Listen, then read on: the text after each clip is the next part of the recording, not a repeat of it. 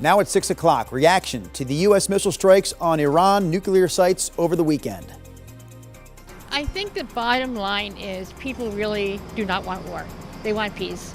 Plus, we're tracking the latest on Oregon's massive transportation package set to make its way in front of the legislature today.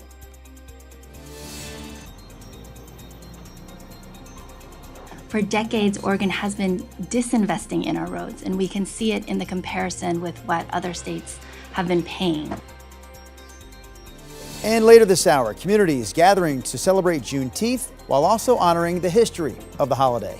I think any opportunity when you see so many black people in one space, it is powerful. The 6 o'clock hour of sunrise starts right now.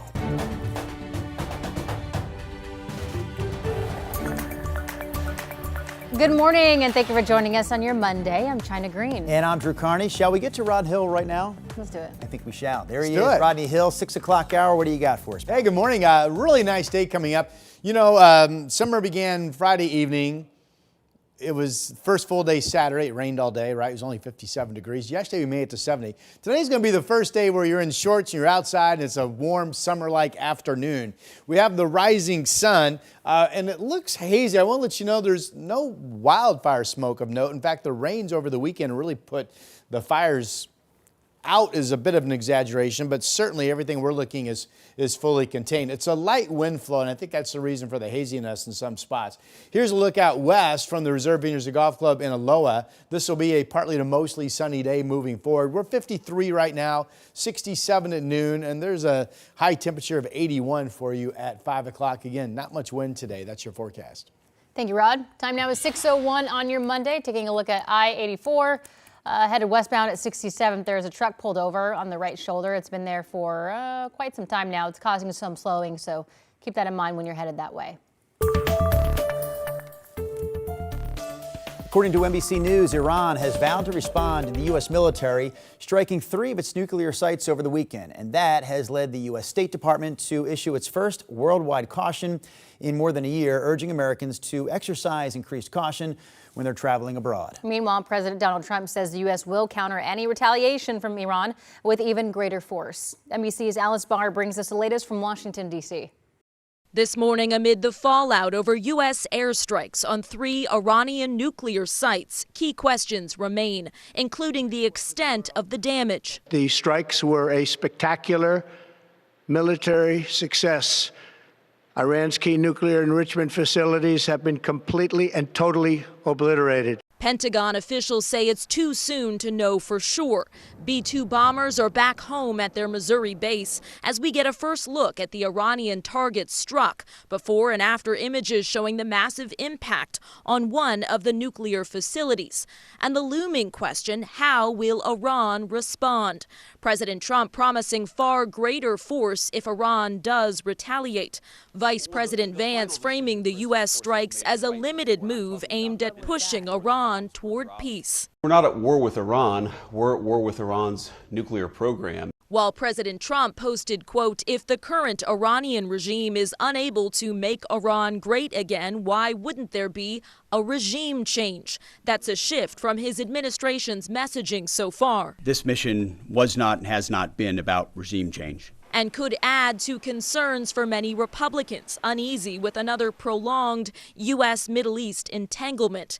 GOP Representative Thomas Massie openly criticizing the president's move. He promised us which we would put America first. President Trump vowing to campaign against Massie, who joined many Democrats questioning whether the strikes were constitutional without congressional approval.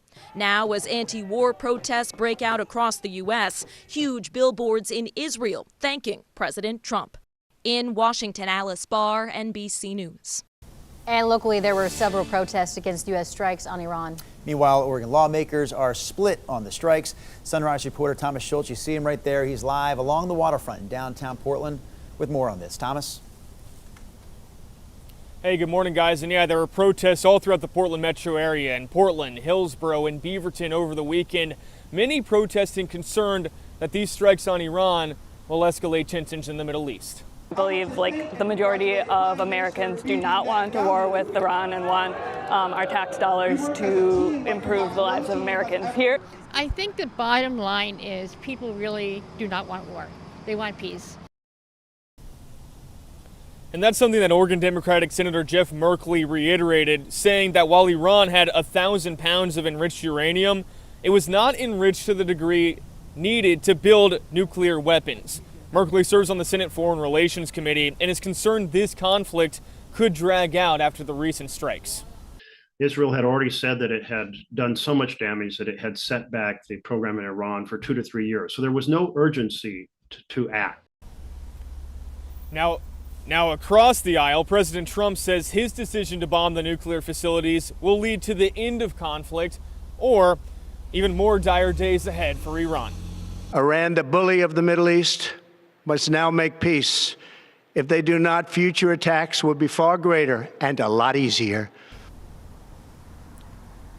Oregon Republican State House Leader Christine Drazen voiced support for the president, saying Iran could not be allowed to obtain a nuclear weapon. I'm thankful for our brave servicemen and women whose successful mission protected so many. Now, once again, Iran has vowed to retaliate, leaving many on both sides of this issue left waiting and watching to see what happens next. Drew, China. All right, Thomas Schultz live for us today in downtown Portland. Let's go back to Washington, D.C. now, where some senators are pushing back on part of President Trump's big, beautiful bill, saying it could put federal public lands at risk. The bill calls for the sale of up to 3 million acres across 11 states, including Oregon and Washington, to build housing. Now, initially, it was thought this could impact places like Crater Lake and the Mount Hood National Forest, but some Republicans are indicating that they would only support, quote, isolated parcels. The big, beautiful bill also says that state governors and local tribes would be consulted on land decisions. Still, critics of the bill remain skeptical. And once sold, these lands could become luxury resorts, private developments, or something else entirely. These are our public lands, so selling them off for private profit is antithetical to our values. I mean, they are economic drivers for communities that are popular. Some conservatives have long advocated for returning some federally controlled land to local control. Both of Oregon senators oppose the big, beautiful bill. They claim it would only help the extremely wealthy when it comes to housing. Today, a huge transportation package is headed for a vote on the Oregon House floor. The transportation package would provide an estimated $14.5 billion in new revenue for transportation repairs, maintenance and expansion projects in Oregon over the next 10 years. In turn, taxpayers would pay more in taxes and fees for things like gas, new and used cars, vehicle registration, and electric vehicle road use. For decades, Oregon has been disinvesting in our roads, and we can see it in the comparison with what other states have been paying. Washington is $1,068, California is $1,120. The transportation package nearly didn't make it out of the committee, with Democratic Senator Mark Meek saying he would not support the current version of the bill. Then a few days later, Meek was taken off the committee and replaced by Senate President Rob Wagner. I was removed from this committee because of my opposition to this bill. Being able to go back forward and tell our cities and our counties who are struggling so much right now to know that they're going to be able to keep their basic infrastructure up and also make progress in some of these other areas. Republican lawmakers weighed in, calling the bill the largest tax hike in state history. Oregon Governor Tina Kotek declared a state of emergency in response to the Rowena fire burning in the gorge. Over the weekend, Senator Wyden toured some of the areas destroyed by this fire. We can tell you this morning it is 99% contained, but has already burned about 3,700 acres, and the cause is still under investigation. On Friday, the governor's office said early assessments of the fire showed major damage to both homes and businesses. Declaring a state of emergency allows the Oregon Fire Marshal to use more resources to assist local crews in Wasco County. Starting today, there's a burn ban in place for parts of Washington, Multnomah, Clackamas, and Yamhill counties because of high temperatures and expected dry conditions. The specifics vary by county, but the bans generally mean no recreational campfires, fire pits, burning yard debris, and agriculture burning.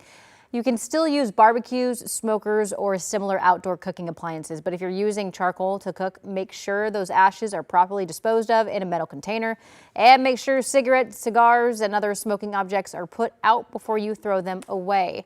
The burn ban will remain in effect throughout the summer weather season.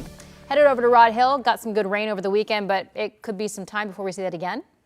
Yes, it's just that time of the year, right? We made a big deal of that last week. That let's hope we get a really good soak, because you may not get a soak in July, you may not get a soak in August. And just to clarify that language a little bit with those burn permits, this is not based on what the forecast is today or tomorrow or in the next week or the next two.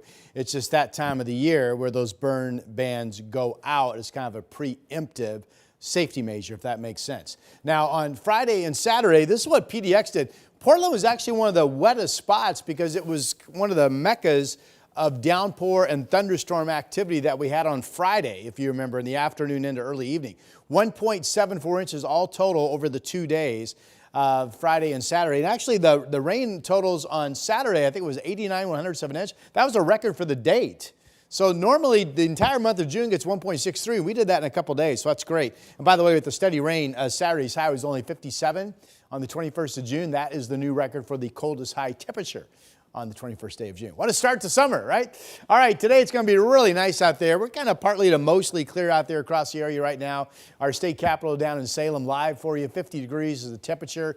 Here's the Rose City this morning, and it's 54 out at PDX. There's no rain chance, and the winds are going to be light today as well. Just really pleasant weather. Get a little warm this afternoon. It's 48 currently in Hillsborough and Beaverton, and Oregon City's in the upper 40s, and there's Kaiser 49 in Salem at 50. So a nice comfortable start to our day. Here's the quiet weather map with everybody dry, partly to mostly sunny. 60s at the coast, but right about 80 from really Kelso Longview down to Eugene, and the same thing in Central Oregon. A little cooler out in the east where most of you will hold in the 70s today. Our 7-day forecast, 81 today, cloudiness increasing tomorrow, but I still think we're 80, 82. And then midweek, Wednesday, Thursday, a lot of cloudiness around, maybe a trace of some moisture, high temperatures that could struggle to reach 70, but that's just for 2 days. And then we warm back up 80s, it looks like, this upcoming weekend, and that is your forecast.